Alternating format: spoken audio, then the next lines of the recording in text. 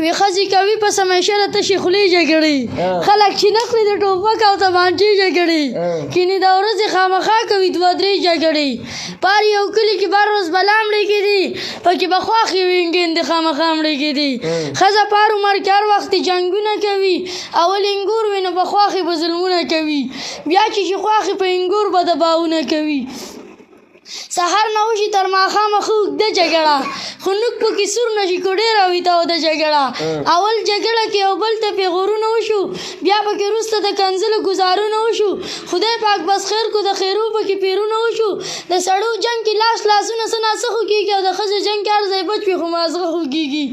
او بیا به ګورېږي نو پټه باندې سر تړلي بالټۍ مخ ته ټوله ورځ تر مازدیګر تړلي د شین کاغذ ګولۍ پلو پورې اکثر تړلي هغه چې وخوري لږ ارامو کې د مشي او سبا له بیا بلې جګړې ته تازه شي او په قربانۍ کې به اختیار ساتي په غوښه باندې د غټ خانک نخپې راتاو به کې په مخه باندې او چې چا له سلیږي نو ځي د دې په خوښه باندې خپلو کاره به د پستې غوښې پنډو کې لیږي او د خاوند خپلو له به وازګې او تش هډو کې لیږي بار ته تلو مو وایه که ولاړې نو موخي به ته به لا په لاره یې زه به مړ یم